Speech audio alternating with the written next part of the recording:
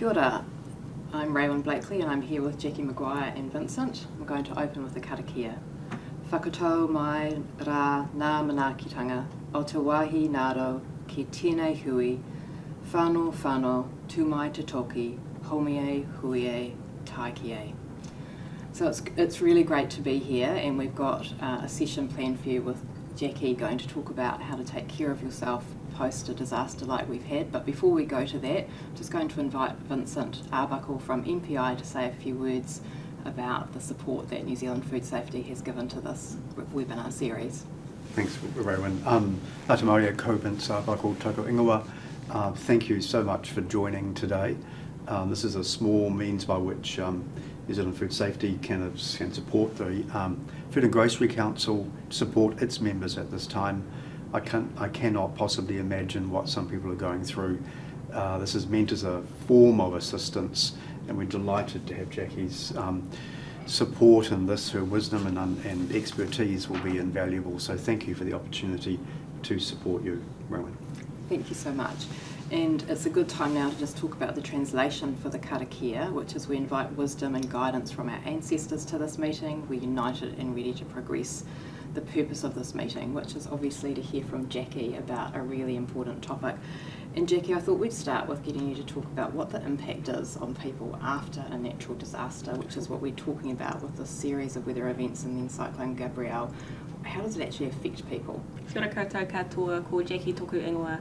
Thank you so much for taking the time to sign in and be here with us today, especially as I'm sure life is busy and full of I suppose probably urgent things that need to be done right now. So thank you so much for taking the time.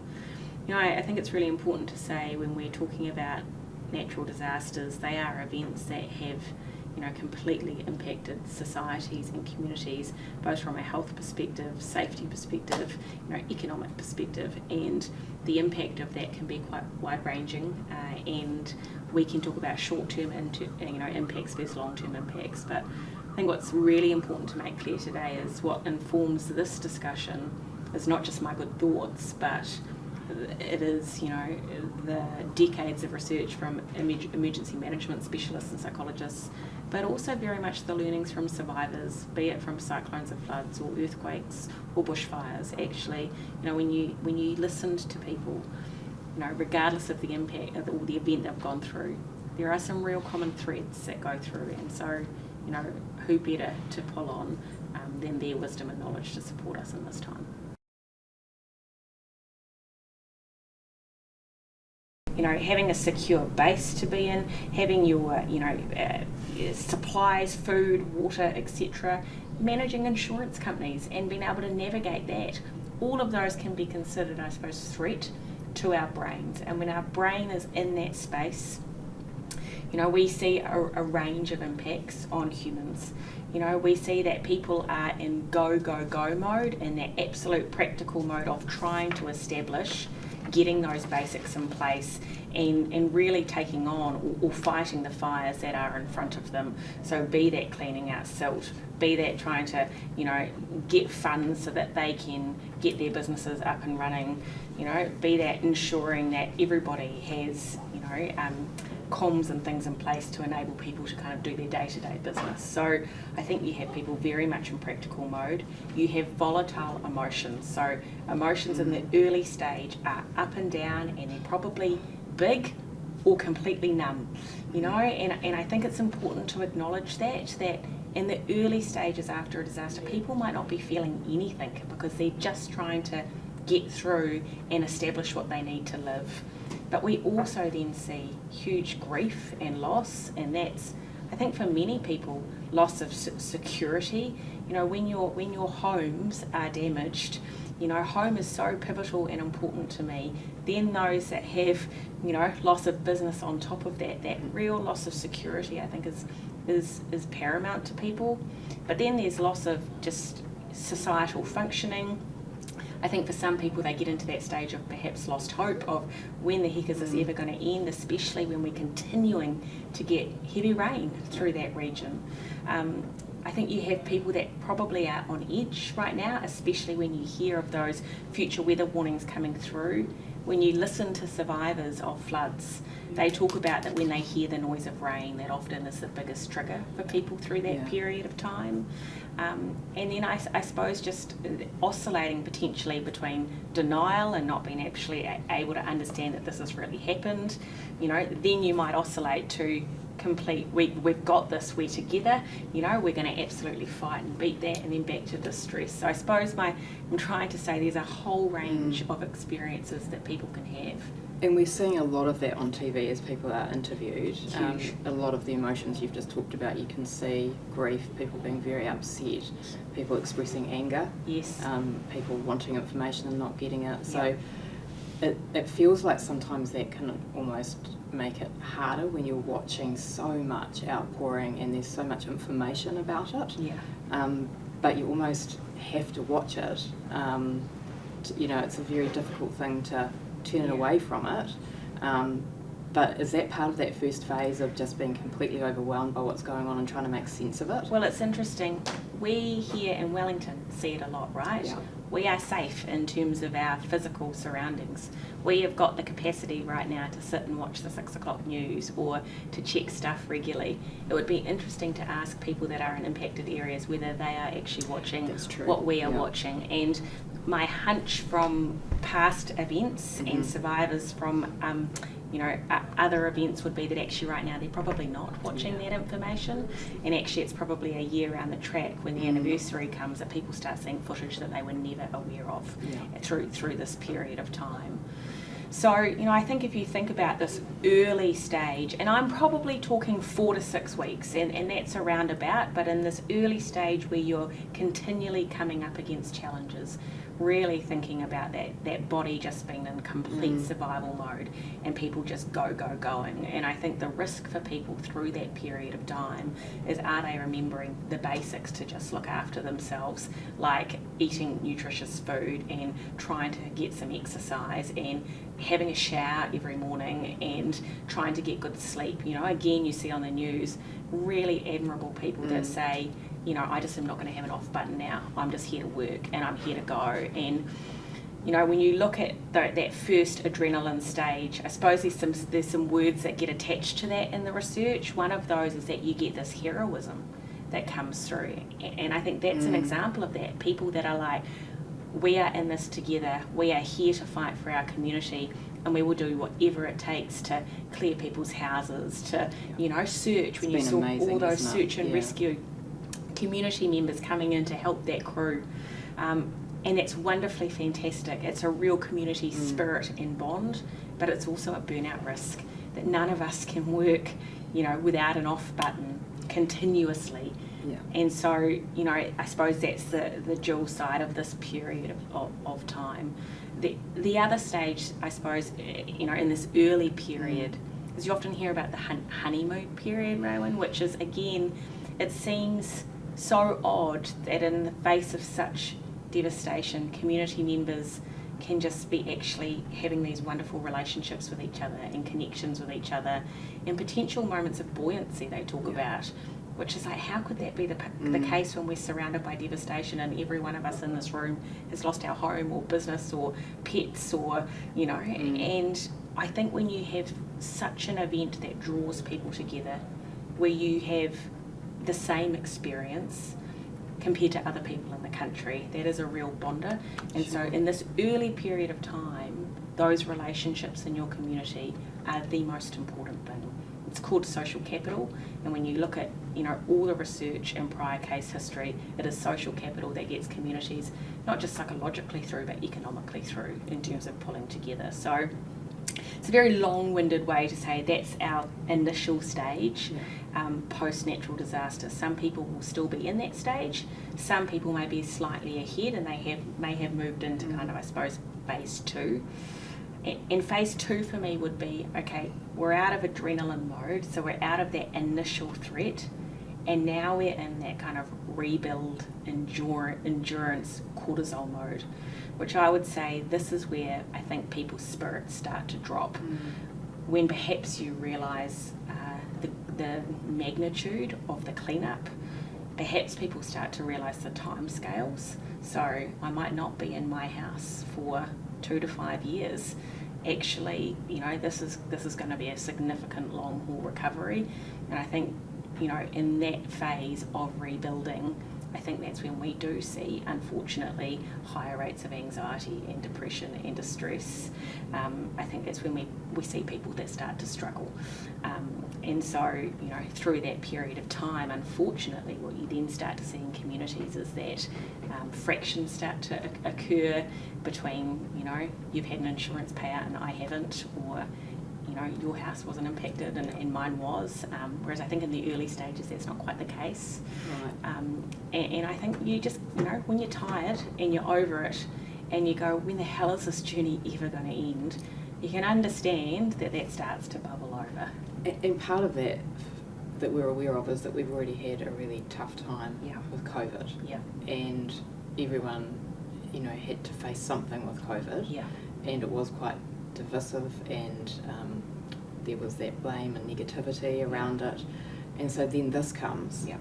And it feels so unfair for the people that have to face this after a hard few years already. Yeah. And the economy's tough, and there's other things that are going on. Yeah. And some people will be in that situation that you talked about, where they've lost their houses, they might have lost even family members, and they might not even have a job, or they've worried about losing their business. So that's just, feels like everything's against It's just them. a shitstorm, isn't it? Yeah. All together. A cluster. And it is an absolute cluster, and my heart goes out to everybody that is standing in those shoes. And I suppose what we do know is that, yes, our population as a whole is vulnerable after COVID. We are not designed as human beings to live with that level of ambiguity and uncertainty and rapid change for more than 3 years. Like, that's just not how human beings are designed. We are physiologically designed to face a challenge, get through the challenge and recover, face a challenge, recover. And I think what people would say is, when is the recovery coming? Well, that's what I'm hearing. Just give us a damn break. What's next? And I think that's very real for people. And I suppose my concern and my profession is, perhaps you've got people that were just at the end of last year finally going, give us a summer, give us a break.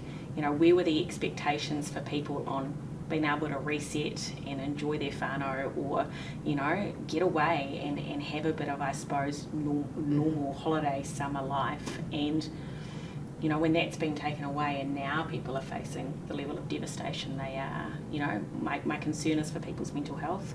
My concern is for family safety, because we know in economic instability, when people face job losses, when there is societal disruption, family violence goes up and alcohol use goes up. And so I think, not to scare people, not to put red flags everywhere, but just to go, hey, it is really normal under one of those circumstances, let alone them all, that life is likely to be challenging. And, be aware of what to look out for. Be aware that, lots of people can unfortunately turn to coping strategies that are not in the long term very helpful, but maybe in the short term they're numbing, or they feel like they help people get through. And let's be very conscious of our mates and our whānau and our friends, colleagues, that people may struggle for months and months to come. And we've got to remember that, we've got to look after each other.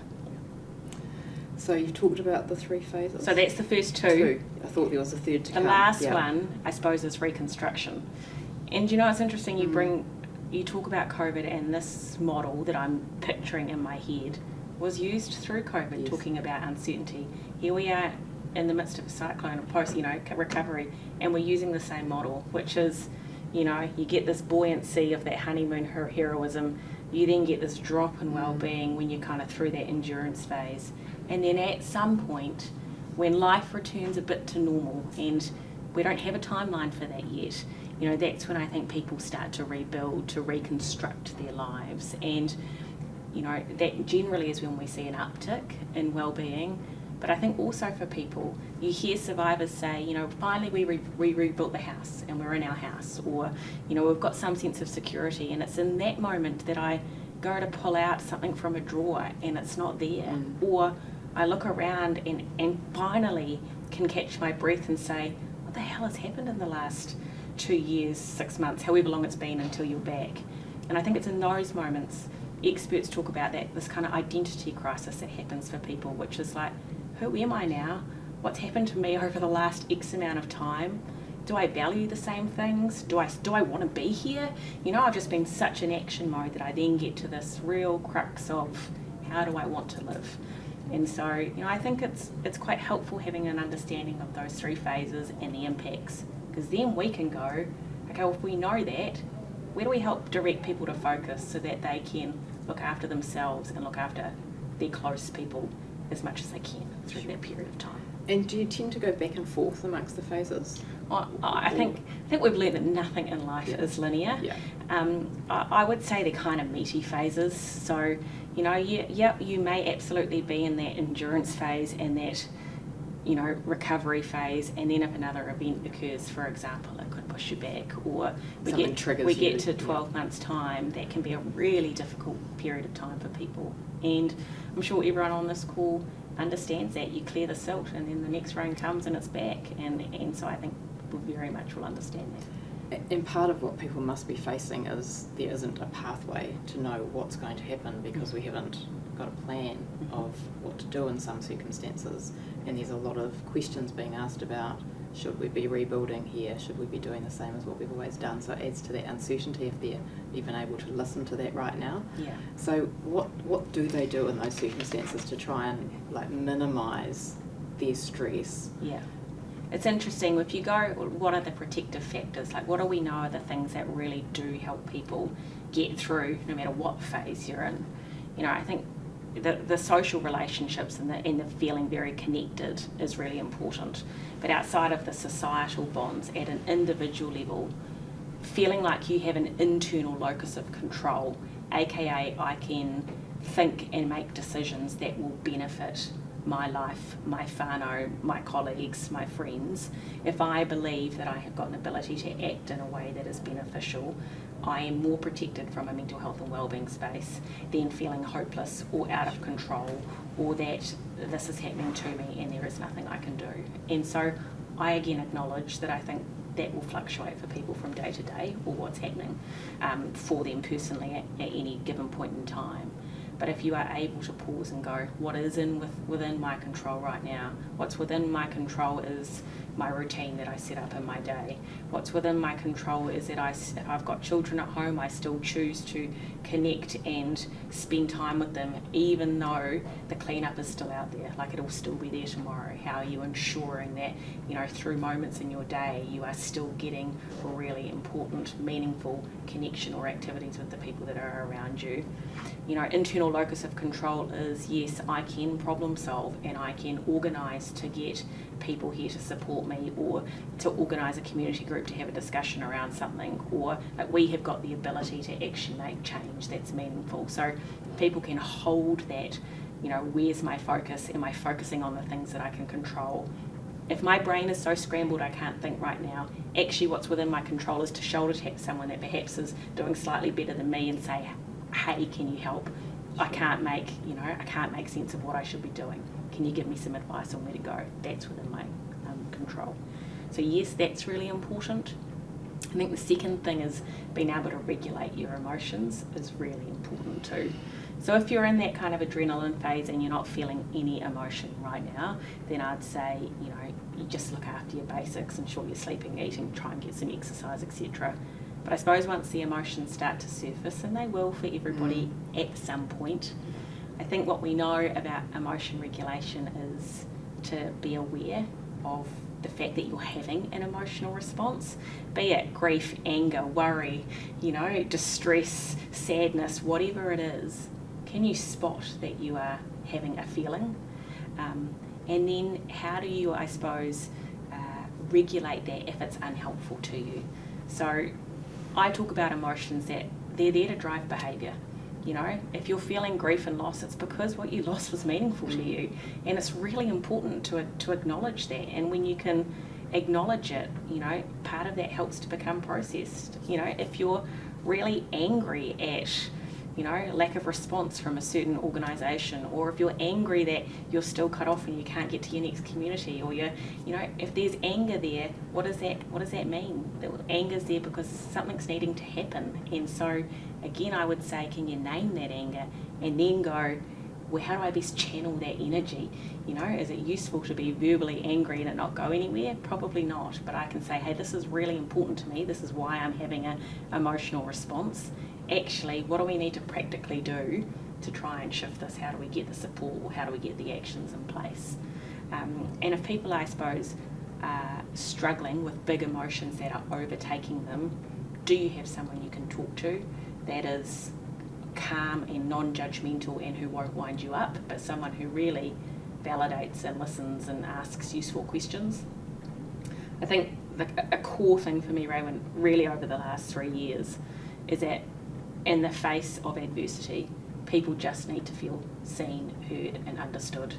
You know, really someone coming and having a conversation with you is probably not going to fix the problem around you.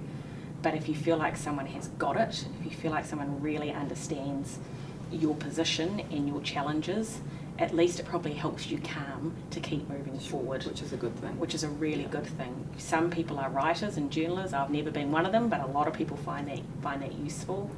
And then I suppose if you've got like physical pent-up energy, are you someone that can exercise it off? Are you someone that prefers the bubble bath at the, you know, if there's water at the end of the day? You know, I think it's just like whatever you can do, look back over your life and say, you know, what have been your go-to strategies, and is there a way of finding that? Now, for me in the chaos, if I can imagine myself, if I was displaced from my home, if I had my young children to look after, like I'd need 10 minutes a day where I've just got no one needing anything from me. Like for me, that would be really important. So, you know, lock myself in my room and just have peace and quiet. So some of those really little things, like trying to have a routine, trying to look after yourself, Yep. and taking a little bit of time for yourself, or finding something nice that you can do for yourself Yeah. in whatever circumstances you find Yeah. yourself, are the things that then build back that calm and sense of control. That's what I'm hearing from Absolutely, along with the prioritising relationships. And I think social that's connection, in the early days. I think as time travels on for people, actually what will become important is getting time away from the destruction, from the rebuild, from the cleanup.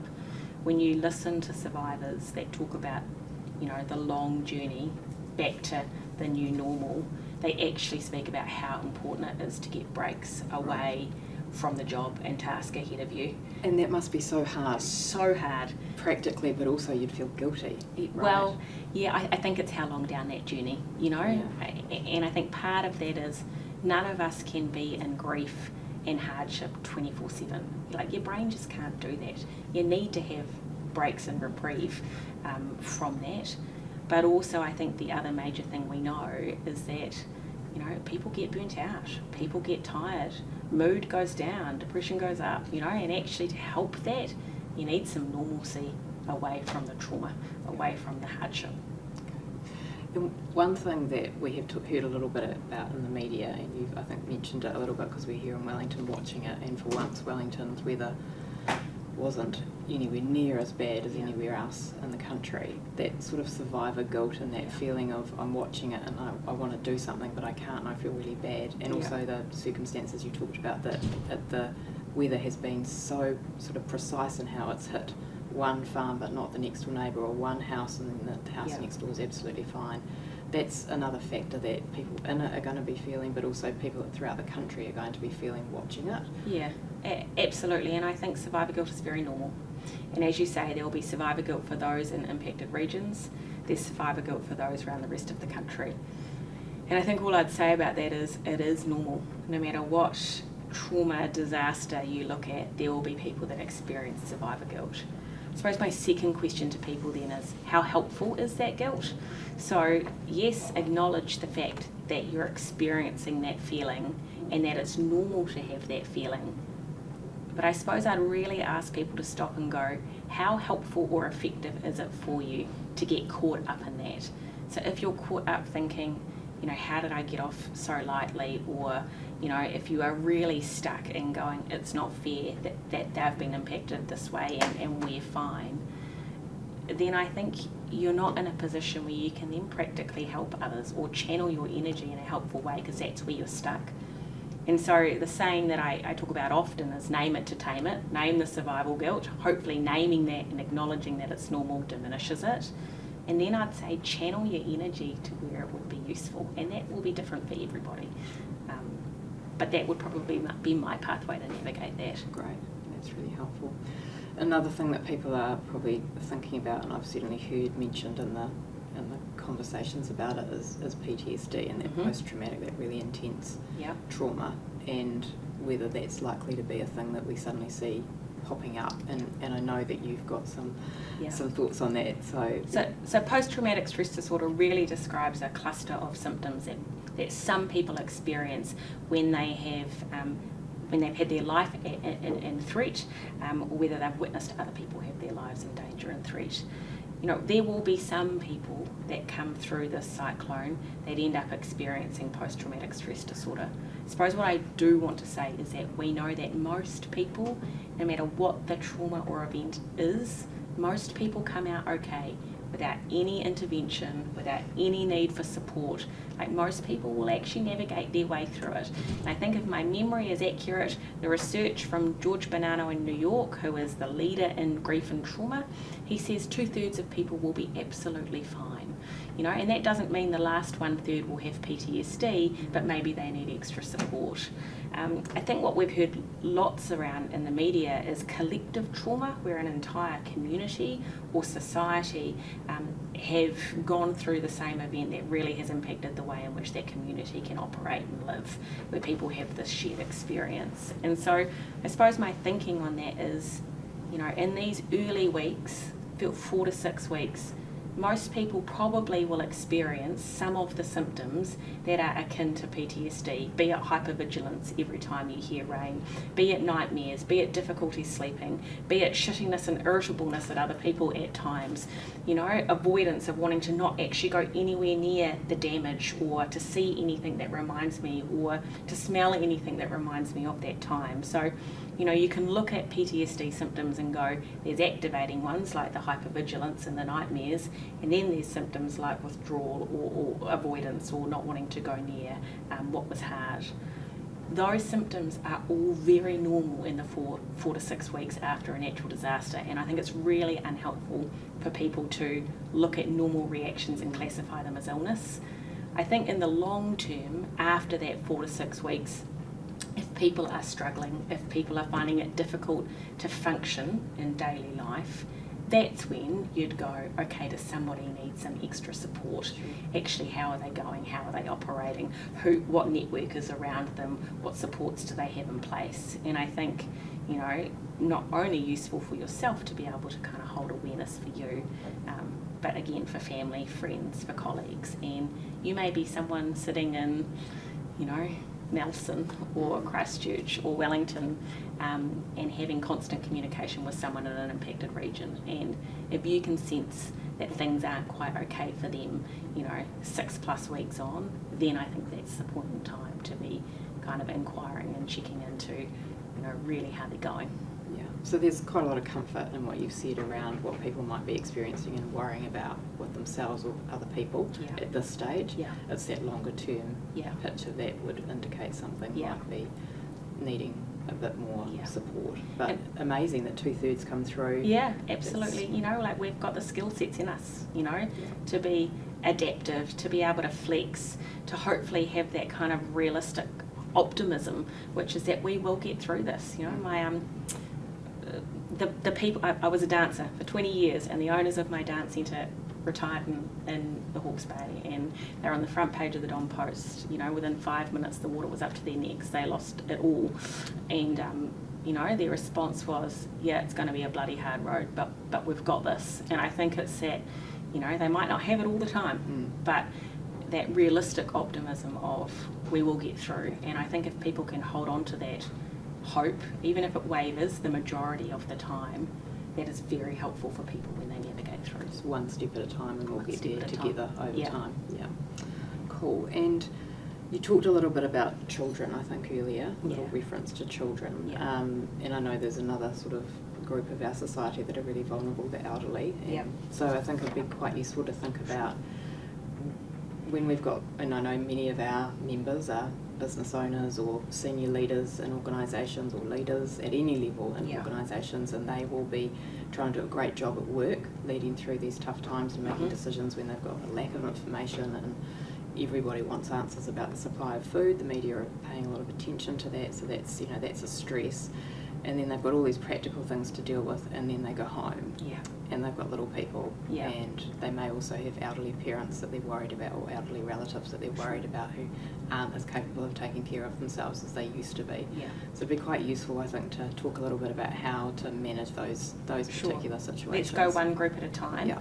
So if we look at the children, I think when you look at the literature, children are vulnerable in natural disasters. They're vulnerable because they don't have an adult's level cognition to understand what's happening.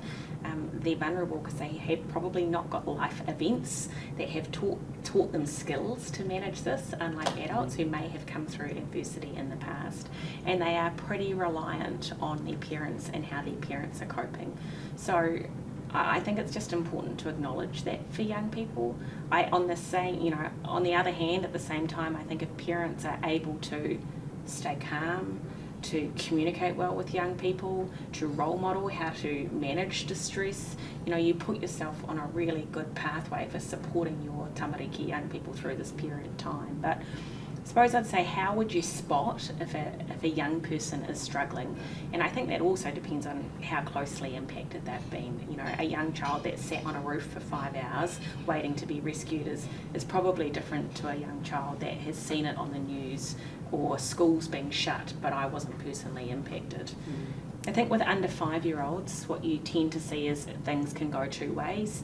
You get the clinginess, you get the tearfulness, you get the I don't want to sleep in my own room tonight. The fear and worry that might start to play out. So I suppose we would call that's almost internalised, the worry and the anxiety. It can go the other way. Young people can start to get naughty or tantrum or be disrespectful, or, children often don't have the words to talk about it, so it comes out in behaviour.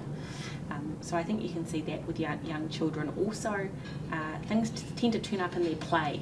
So, if they're playing with their dolls or their teddies, and teddies are scaling fences to be safe, then actually what's the processing that's going on for that young child? And it's actually not a bad thing that they're processing it, but as a parent it would be an indicator that that's on their mind.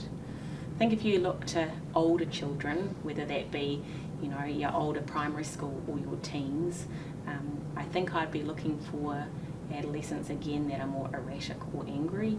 I'd be looking for signs that that young person is withdrawing from school or friends.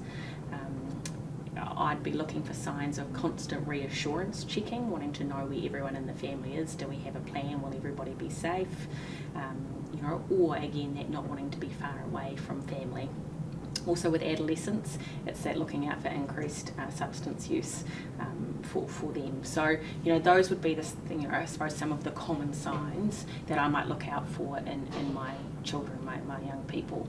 How do I then manage that as parents? What can we do to try and, I suppose, wrap the awhi and support around and give ourselves the best shot of getting through this? I think it's having routines in place. Kids of all ages, including us as adults, big grown-up kids, need routines. So even if you're out of your home, have you got routines that were part of your life that can be reinstated and installed? For young kids, that's their bedtime routine. Maybe for adolescents, it's once a week you all sat down and had a family meal. Start doing that stuff again. I think young people need to see their parents role modelling those behaviours of being calm or finding effective ways to manage stress. I don't think, for example, that adolescents need to see you being superhuman, because no one will be. But I think it is really helpful if they can see you go, it's really important that I get an early night tonight, or actually guys, I really want us to go for a family walk today and just spend some time together. It's going to help us. I'm going to take a break before I go back out and keep digging or keep working, because it's really important that we look after ourselves so we can go long term. I think if we can start role modelling that to our children, it's helpful. I also think, preparedness, awareness, having good plans in place is useful. So comforting that kids know that parents have got it in check.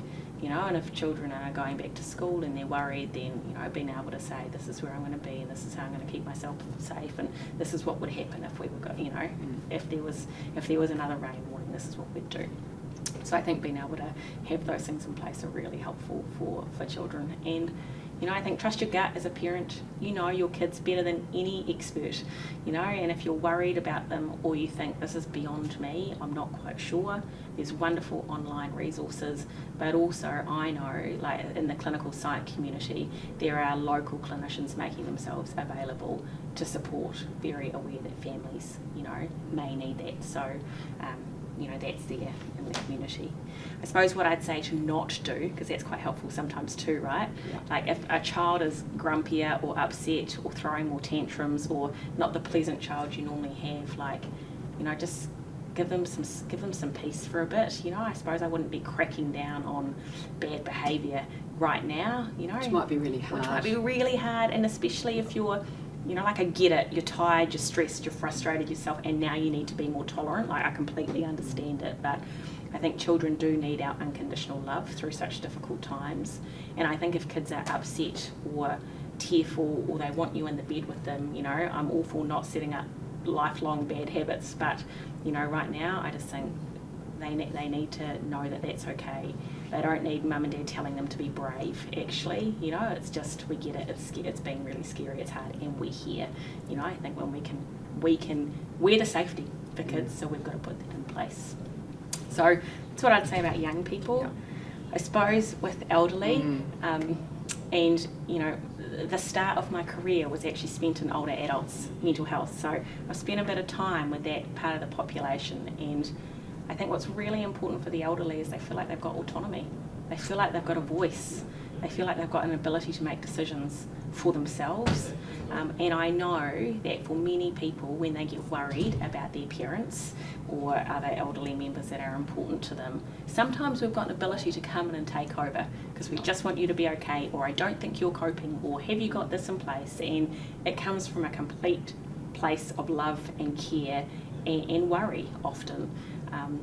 But just think for yourself, how would you feel if someone came in and started making your decisions for you? Great. Yeah, so I think it's really about coming alongside and working with, that parent or that person in your life if they need extra support. And I think, like every middle-aged adult, there's ranges of personalities in elderly. You'll have the stoic ones that will tell you everything is fine when it's not.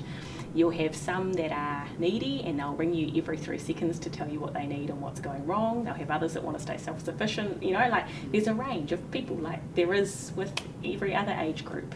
But I think you can never go past eyes on the ground, right? If you're worried, go and visit, see how they're doing, talk with them about what they might need. And if you're really worried or concerned and that older person in your life is not engaging with you, then I think get advice around that.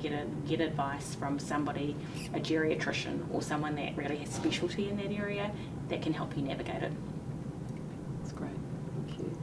I'm looking to see if there are any questions, and I can't see any, so I think that means that people haven't posted any. I'm getting nods from my team here. So we do just encourage you that if you've got any questions for Jackie, it's a great opportunity to ask someone so skilled and expert in this area. And the next webinar we're doing is specifically on how to lead. But that's something that we are concerned about those leaders making sure they take care of themselves and look after themselves. And I don't know if there's anything else, Jackie, that you wanted to share. Let me look at my notes, see if I've spoken about it all.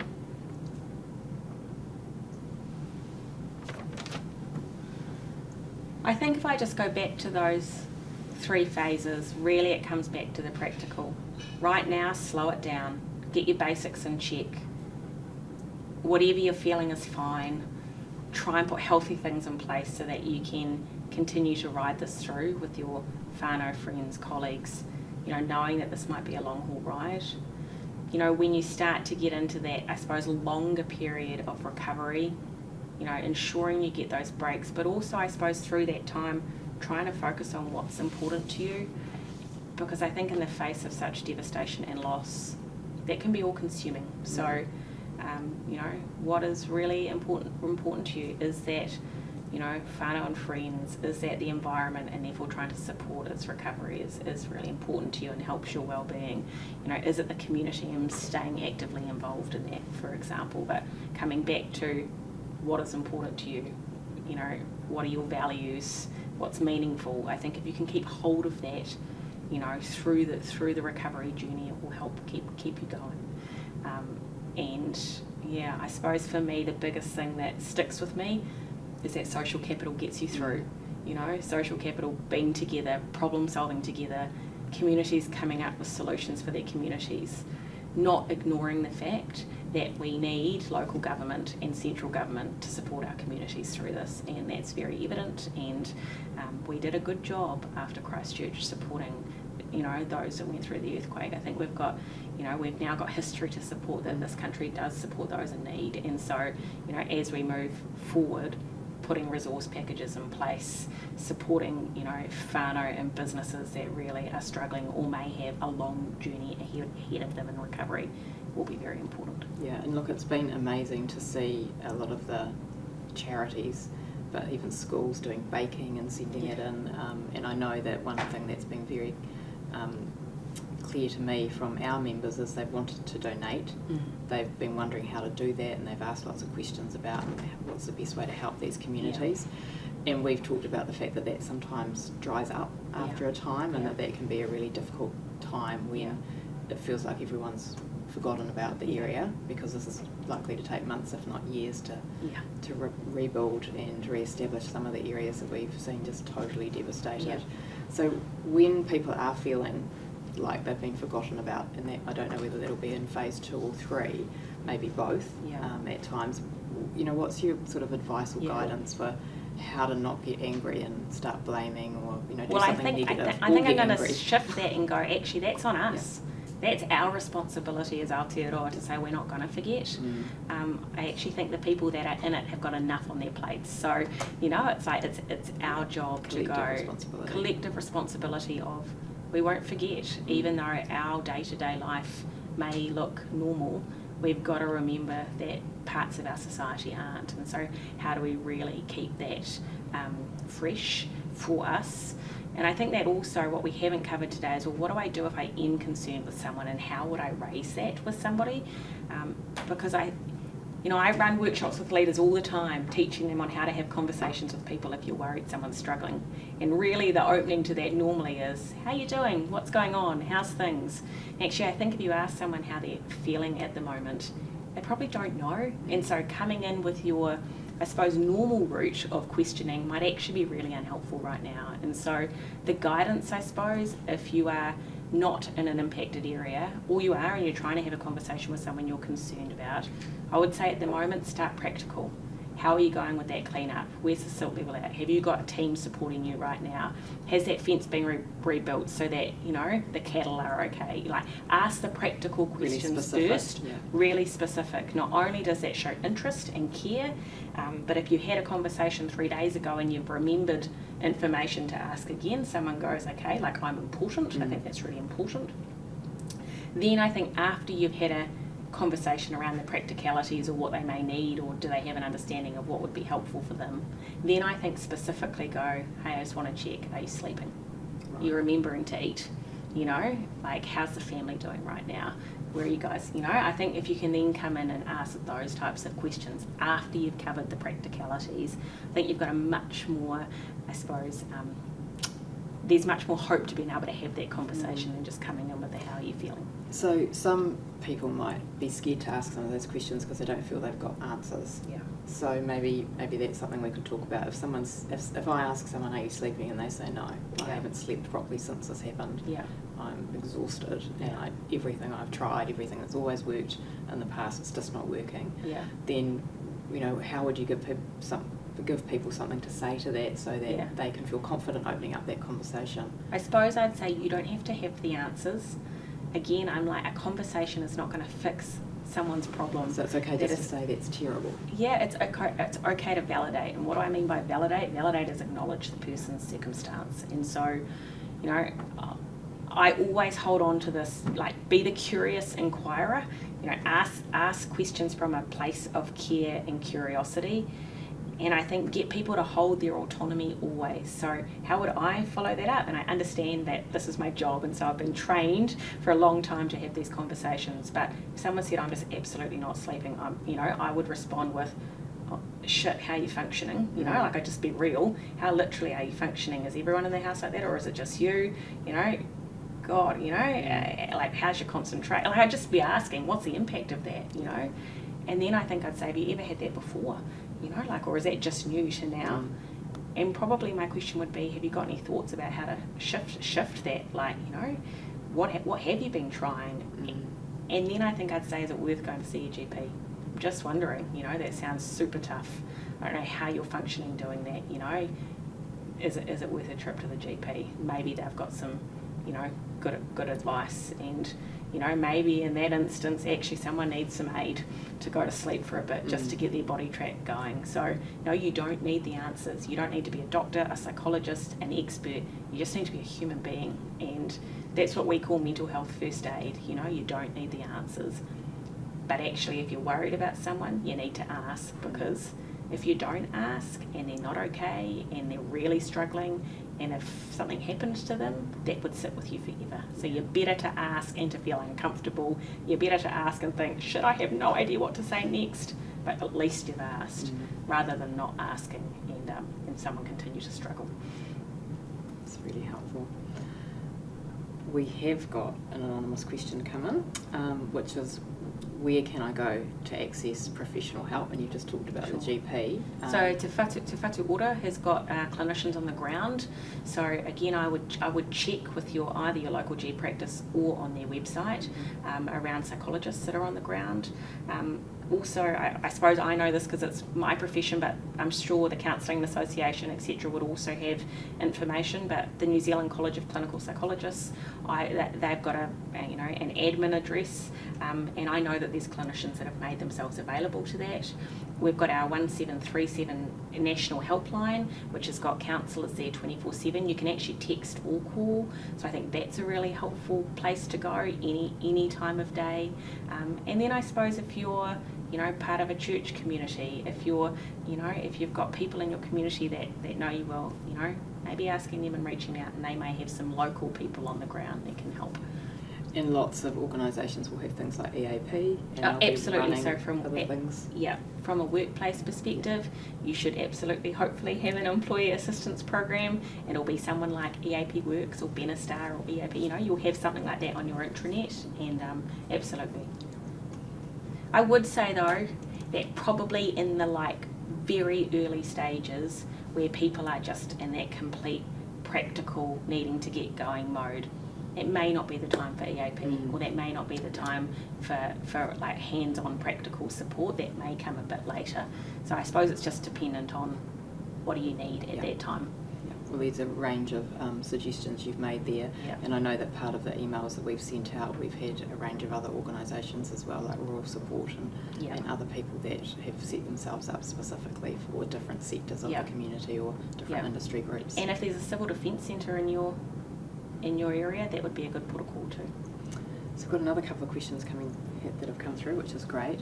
So what are 3 things I could do to check on impacted friends, and what concerning signs should I look out for? Yeah. So we can talk a little bit more about that. Yeah. So I suppose there's no cookie cutter answer to that. Everybody is different. But what would I be looking for from a physical perspective? And the model I'm going to use to go through in my head is Te Whare Tapawhā. It's a Māori model of mental health, but I find it quite useful to get you to think holistically about someone. So physically, what might I notice? I might notice someone that looks absolutely bone tired all the time. I might notice that somebody's getting really thin because they're not eating. I might notice that someone's not looking after their hygiene because they're just working all the time and not doing the basics. So kind of looking at those base physical signs. From a psychological perspective, what might I notice?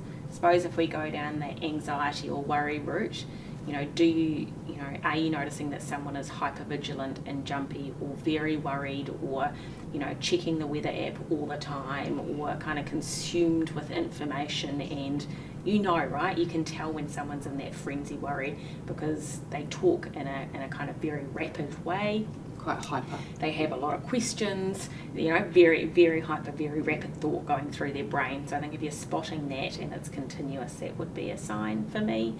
I think also that, I suppose, the level of rationality in someone's thought. So is their thinking rational, or is it worry thinking, out of perspective thinking? I think is a sign that I would look out for. Do you see somebody that is, again, grumpy, irritable, shitty with other people, angry, etc.? Then is somebody, very tearful regularly, that kind of sad grief, loss piece. Again, all of these signs are normal, so it's about going, how often am I noticing these signs, and how much is this getting in the way of somebody being able to live and function well? I think that's what's really key. And then I suppose from a mood perspective, or a depression perspective, especially for men, I think it's really important to think about the rural sector that this cyclone has occurred in. We unfortunately know that in the rural community, men in rural communities have some challenges with mental health. We have seen the devastation on the news with many farmers being very visibly upset, and that's rare, right? Yeah. Like, our rural men are pretty stoic normally, and so that tells you how much this has rocked the core of people in the community. But men often don't show low mood or hopelessness by being tearful. Generally you see that more with women, but you do see that the anger, the irritableness, they're more signs that would be akin to men that are struggling. We also know that for men with, I suppose, risk to themselves, be that from self-harm or suicide, that financial loss, so if there is economic instability from a family's income, if there are family dynamics that are occurring, and you have to think about the stress that's gone on for people. One, that's enough stress to cause stress in a relationship, but if there were already vulnerabilities in their relationship, that could exacerbate that. So, relationship stress is a big risk factor for men. And so if you look at that, sudden job loss or risk to finances or relationship difficulties, they're the big red flags. So, I would be, if I had somebody that I loved or knew in those communities that I knew had faced loss to their home, loss to their business, loss to their job, or there's, stress in the family from children or partners, etc., I would be checking in with them as an absolute routine matter, of course. And I probably wouldn't just check in on them once. It's not like that I'd call them every day and hound them, but I would have in my head that over the next few years, I'm going to be, every so often frequently calling and just checking in, see how they're going. Was there a second half to that question, Raywin? I think we've covered it, because you said what are the three things you could check in on, and then what concerning signs should you look out, and I think you've covered those, so that's great. We got a message from someone saying thank you. They have to leave, but they're really grateful for the session. And then we've just had one, how can I be strong if I have staff? And that's, I guess, that leadership question. Yeah, and we definitely will cover that next week. I suppose it's an interesting tension you have to hold as a leader. One, I don't think you have to be strong all the time. Actually, it's quite helpful for your staff to see that you've been personally affected by what's gone on, that you're human. And if you could write a big barrier at the top, big banner of be human first, like you want to talk about leadership, like keep humanness at the core, right? But also, through great difficulty, staff need hope. Staff need to feel like their leaders have got a plan, or if they don't know what the plan is, that they've got a plan to get the plan, and that actually we do need to be able to see leaders that feel like they've got a capacity to lead. And so how do you do that? One, I think it is about being able to share the humanness, but also have your own people that you can debrief with, that you can share your own worries with, that you can be really vulnerable with. So, you hear lots about vulnerable leadership, and I think authentic leadership is important, but your staff probably also don't need to see you. If, for example, you're very tearful, they probably don't need to witness you being very tearful day in, day out, because emotions are contagious and they spread. So it doesn't mean that your emotions and needs aren't real, they absolutely are, but I think it's about being very purposeful who supports you. So do you have peers? Do you have a coach? Do you have a mentor that can come in and actually do that debriefing and supporting around what do you need? Have we got a plan to lead our people through this? And being able to, I suppose, help you assess if you are really struggling, actually do you have the capacity to provide your people what they need at that time, or do you need to call people in to help you do that? And taking care of yourself Absolutely. as a leader is really important so that you can continue to be strong and lead well in a human way, and getting those sort of like your boundaries and getting that level right so that you're not completely showing every vulnerability. No, it was interesting. There's a man that came up to me in my local cafe this week. He's American. He'd run an agricultural business in the States that had been completely damaged by flooding. So, similar to what we've gone through, but a prior time in a different country. And he said to me the most helpful thing to me as a leader, he obviously had staff under him, was that an independent person came in and helped me start making some big decisions for the organisation. I just was so closely attached and I was on the ground. I didn't have the big picture thinking to be able to go strategically, this is what we need to do. And so I thought that was an interesting reflection on, if you're so wedded to what's going on, because perhaps it's your reality. Maybe you're trying to lead your team and you've got personal stuff going on at home, or your family orchard's been impacted, or whatever's going on for you. Who can you bring in to support you through that period of time? And that's not weak. In fact, being able to recognise that you need support is courageous. Yeah, and we do it so many times with other things. We wouldn't think of fixing the engine in our car if we're not a mechanic. We'd always go to a specialist. So it's okay to ask for help, and that strategic help when you're really in the thick of it could be the wisest thing you do for your business, and then that'll help your people as well, because then you're able to put together that plan. And I'm sure we'll speak about this next week, but I also think you don't have to have all the answers as a leader. Like, sometimes being able to go to your staff and go, this is our conundrum, this is our problem, this is like, who's got ideas about what we can do? Not only does that help your staff feel valued, but also, if you haven't got a precedent to this, you don't have all the answers. I wouldn't have all the answers. Like, if you've got some good brains in the room, actually, that's really helpful. Yeah, absolutely. So I can't see any more questions that have come through. So I think we're probably heading towards winding up. Was there anything that you wanted to No, I cover? think we've covered it. I just take it easy, everybody. Do the basics. Do the basics. Look at where you've come to already. Like, you're now 3 weeks in, and what have you achieved already? I think there are small things we can all do.